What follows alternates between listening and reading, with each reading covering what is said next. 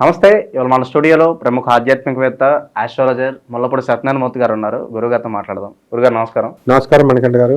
మార్చి నెల 2025 కన్యా రాశి వారి పరిస్థితి ఎలా ఉండబోతుంది గురుగారు? ఎలాంటి రెమెడీస్ చేసుకుంటే మంచి ఫలితాలు ఉంటాయి అంటారు? కన్యా రాశి వారికి మంచి రోజులు జరుగుతున్నాయి. అప్పుడు లాస్ట్ మంత్తో పోల్చుకుంటే ఈ మార్చి నెలలో కొంచెం 2025 సంవత్సరం పుంజుకుంటుంది. కాబట్టి ఈ ఆర్థిక పరంగా ఏ సమస్యలు లేవు వీళ్ళకి. కన్యా రాశి వాళ్ళకి ఎంతసేపు కూడా భార్యాభర్తల మధ్య గొడవలే జరుగుతున్నాయి. అండ్ దానికి కూడా పెద్ద కారణాలు లేవు. అలాగని ఈగోలా అనుకుంటే ఈగోలు కాదు. మరి ఏమిట్రా అంటే ఫిజికల్ ఎఫినిటీ తక్కువ ఉంది, మ్యూచువల్ అట్రాక్షన్ తక్కువ ఉంది. సో ఈ కారణాలుగా పరస్పర అవగాహన, పరస్పర రెస్పెక్టు, పరస్పర నమ్మకం, ఇవి లోపాల వల్ల ఈ కన్యారాశి వాళ్ళు ఇదవుతుంది. దీనికి తోడు మనకి కన్యారాశి వారికి సప్తమంలో ఉన్నటువంటి రాహుగ్రహంతో పాటు మార్చి 29, 2025 సంవత్సరంలో శని మీనరాశిలోకి వెళ్తున్నాడు కుంభరాశి నుంచి. దీని ద్వారా మనకి ఏమవుతుందంటే అకాల మరణాలు ఇంటి యజమానికి జరగడానికి అవకాశాలు ఉన్నాయి. అలాగే దూరపు బంధుల మరణ వార్తను వినేటటువంటి అవకాశాలు ఉన్నాయి. తద్వారా వీళ్ళందరికీ కూడా ధన ప్రాప్తి అనేటటువంటిది లభిస్తుంది. అంటే ఇప్పుడు ఉదాహరణకి చాలామంది పాపం చావు గురించి చూడగానే బాధ వస్తుంది ఎవరికైనా, కానీ తప్పదన్నమాట అందరూ కూడా. ఇప్పుడు ఈ కన్యారాశి వాళ్ళకి మాత్రం ఇది వెంటాడుతూ ఉంటుందన్నమాట. కాకి ఈ వ్యక్తిగత జాతకాలను బట్టి మాకు కొంతమందికి ఉంటుంది. దానికి సిగ్నల్ ముందు ఇచ్చేస్తుంది. ఎవరింట్లో అయితే గుడ్లగొప్ప వచ్చినా, ఎవరింట్లో అయితే రిపీటెడ్గా 2-3 సార్లు వచ్చేసింది అనుకో, గుడ్లగొప్ప కానీ గబ్బిళం కానీ, ఖచ్చితంగా మరణం. కాకి కూడా ఇస్తుంది సిగ్నల్. అంటే కాకి వస్తే చుట్టాలు వస్తున్నారని అనుకుంటారు, కాదు, సాక్షాత్తు శనీశ్వరుడు మరి యముడి యొక్క ఇది కాబట్టి ఇలా చూస్తుంది కాకి. అది ఇలా ఒంటి కన్నుతో ఉంటుంది కాబట్టి అలా 6 సార్లు పైన మనకు కనుక కాకి వచ్చిన రిపీటెడ్గా ఇంట్లోకి వచ్చేసిన, తల మీద ఇలా కొట్టిన, కంపల్సరీ సిగ్నల్ అనేది వీళ్ళకి కన్యారాశి వాళ్ళకి ఈ నెలలో సిగ్నల్ అందుతుంది. కాబట్టి వృత్తి వ్యాపార ఉద్యోగ విషయాల్లో బాగుంది, డబ్బు తిరుగులేదు. అండ్ పెళ్ళిళ్ళు, వాటిల్లో పెళ్ళిళ్ళు కానటువంటి వాళ్ళకి కూడా పెళ్ళిళ్ళు అవుతాయి. అంటే క్యారెక్టర్ పరంగా ఎంతో మంచుకుంటారు ఈ కన్యారాశి వాళ్ళు. కాకపోతే ఏమవుతుందంటే వీళ్ళు అప్పుడు దాకా మార్చి నెలలో అంతవరకు కూడా మంచిగా స్నేహితుల మధ్య, మంచి వాతావరణం మధ్య ఉన్నటువంటి వీళ్ళకి ఏమవుతుందంటే ఈ శుక్రుడు రాహుతో కలవడం, శని కూడా కలవడం వల్ల వీళ్ళు వాళ్ళకంత అనుకూలమైనటువంటి వాతావరణంలో ఉండరు వాళ్ళు. అంటే కేవలం శత్రువుల మధ్య ఉంటారా అని కాదు. అక్కడ ఉదాహరణకు ఒక సిన్సియర్ స్టూడెంట్ ఉంటుందండి. ఆమె పని ఏదో ఆమె చదువుకుని మంచిగా జాబ్ చేసుకునే ఆమె ఏదో ఉంటుంది. ఆమెకి ఆడవాళ్లే పరిచయం అవుతారు. వాళ్ళకి సపోజ్ ఒక సినిమా యాక్టర్ ఉందండి, డిగ్నిఫైడ్గా సినిమా చేసుకుంటుంది, మంచిగా సాంప్రదాయబద్ధంగా భానుప్రియ గారు లాగా మంచిగా చేసే సినిమా వ్యాంప్ పోర్షన్లో వేయడం మొదలు పెడతారనమాట. అర్థమైందా? అంటే ఎక్స్పోజింగ్, లేకపోతే అలాంటి వాళ్ళు ఎక్స్పోజింగ్ చేసేటటువంటి వాళ్ళ మధ్యలో ఈమెకు ఒక రోల్ రావడం, ఇదైతే పక్కా జరుగుతుంది. కాబట్టి క్యారెక్టర్లో మాత్రము మళ్ళీ కరెక్ట్గానే ఉంటారు.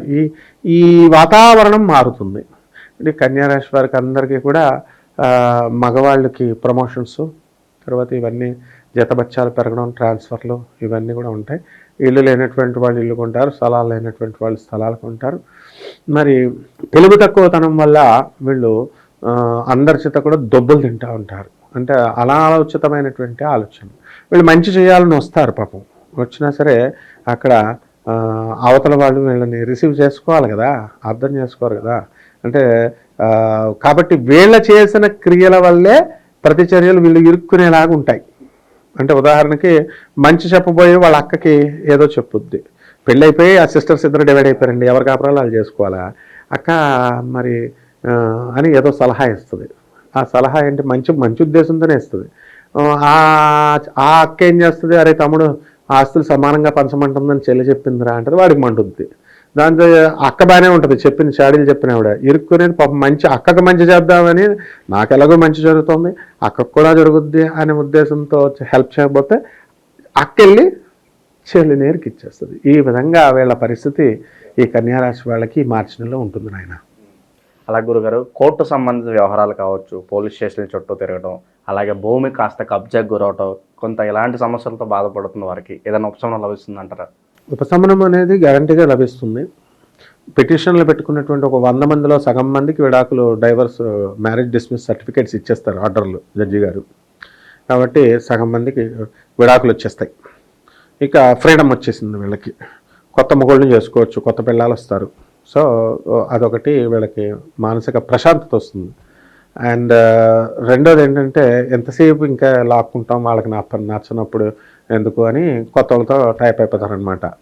ఇక భూ కబ్జాలు అవి అలాంటి గొడవలు సెటిల్ కావు. అండ్ లీగల్ బ్యాటిల్లో వీళ్ళు మరికొంతకాలం ట్రావెల్ చేయాల్సినటువంటి అవసరం ఉంటుంది.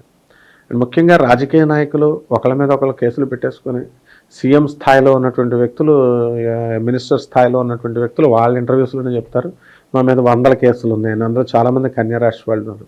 మరి వాళ్ళు అవన్నీ సెటిల్ కావు, ఇంకా అలాగా కొనసాగుతూనే ఉంటాయన్నమాట. ఆ విధంగా రాజకీయ నాయకులకు కూడా కొత్త కొత్త పోస్టులు రావడం, నామినేటెడ్ పోస్టులు రావడం, పండితులకు మంచి గౌరవాలు జరగడం, ఈ విధంగా ఈ యొక్క కన్యారాశి వారందరికి కూడా ఉంటుంది. ఆరోగ్యపరంగా ఎలా ఉండబోతుంది గురుగారు?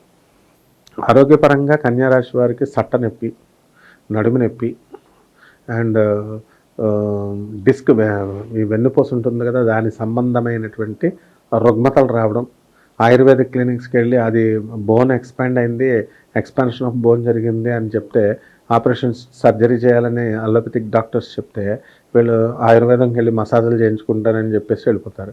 ఆ 80,000 బొక్క మళ్ళీ తప్పకుండా ఈ నొప్పి తగ్గదు, ఇలాంటి సర్జరీలు జరగాల్సి బోల్డ్ మందిని చూశాను నేను అలాగా. కాబట్టి వెన్నెముక ప్రాబ్లం అనేటటువంటిది కన్యారాశి వాళ్ళకి రావడానికి అవకాశం ఉంది. ఏదన్నా వ్యాపారాలు పెట్టుకోవాలంటే కనుక ఏ రంగాల్లో వ్యాపారాలు సూచిస్తారు మరి ఈ మాసంలో? వ్యాపారాలు చాలా చక్కగా మనకి సాఫ్ట్వేర్ రంగంకి వెళ్ళకూడదు, ఎలక్ట్రానిక్ సంబంధాలు వెళ్ళకూడదు, మెషినరీ అసలే ట్రంప్ ట్యాక్సులు పెంచుతున్నాడు ఇప్పుడు. తర్వాత ఇనుము సంబంధించినటువంటి వ్యాపారాలు, ఆయిల్ సంబంధమైనటువంటి వ్యాపారాలు ఇవేమీ చేయకూడదు. ఏం పెట్టుకోవాలంటే నీళ్ళ బిజినెస్, పాల బిజినెస్, మందు బిజినెస్, రెస్టారెంట్స్, పబ్స్, ఇలాంటివి, మెడికల్ షాపులు, ఇలాంటి బిజినెస్లు బాగుంటాయి. ఇస్త్రీ పెట్టి business, dry cleaners, fancy shops, ఇలాంటి బిజినెస్లు బాగుంటాయి అన్నమాట. అండ్ భారీ స్థాయిలో చేయాలి అనుకున్న వాళ్ళు ఎలక్ట్రానిక్స్, ఈ ఐరన్ వాళ్ళు కొంతకాలం ఆగడం మంచిదన్నమాట. అలాగే ఫ్యాక్టరీస్ కూడా డిస్పోజల్ చేయాలని వీళ్ళు ట్రై చేస్తూ ఉంటారు, అవి జరుగుతాయి ఈ నెలలో. ఇంకా మెరుగైన ఫలితాలు పొందడానికి గురుగారు ఎలాంటి రెమెడీస్ చేసుకుంటే బాగుంటుంది అంటారు కన్యారాశి వారు? సాంప్రదాయబద్ధమైనటువంటి జ్యోతిష ప్రకారము మనకి ఈ యొక్క శని జపం చేసుకోవాలి, శని స్తోత్రాలు చదవాలి, శనికి 1.5 కిలో నల్ల నువ్వులు, నల్లని వస్త్రాన్ని పేద బ్రాహ్మణులకి శనివారం నాడు ఉదయం 8 గంటలకి దానం చేయాలి. అలాగే రాహు జపం చేయాలి, రాహు స్తోత్రాలు చదవాలి, రాహు 1.5 కిలో మినుముల్ని ఆవుపేడ రంగు ఉన్నటువంటి వస్త్రాన్ని ఇచ్చి పేద బ్రాహ్మణులకి మరి శనివారం నాడు ఉదయం 8 గంటలకి దానం చేసుకోవాలి. ఇది మామూలుగా. తంత్ర జ్యోతిష ప్రకారము వీళ్ళు ఏం చేయాలండి అని అంటే నల్ల బట్టలు కుట్టించి చక్కగా రోడ్డు మీద పిచ్చోళ్ళలాగా అడుక్కునే వాళ్ళు ఉంటారు చూడు, వాళ్ళకి దానం చేయాలి. అలాగే ఎర్రగడ్డ మెంటల్ హాస్పిటల్ ఉంది చూడు, అలాంటి మెంటల్ పేషెంట్స్కి వీళ్ళు ఏమైనా స్వీట్లు కానీ ఏమైనా కొనుక్కొని వస్తువులు, తినే వస్తువులు, లేకపోతే బట్టలో ఏదో ఒకటి దానం చేసుకోవడం మంచిదన్నమాట. ఈ విధంగా చేస్తే సరిపోతుంది. మార్చి నెలలో కన్యారాశి వారు ఎలాంటి ఫలితాలు ఉంటాయి, ఎలాంటి రెమెడీస్ చేసుకోవాలి, చాలా చక్కగా వివరించారు గురుగారు. ధన్యవాదాలు. ధన్యవాదాలు.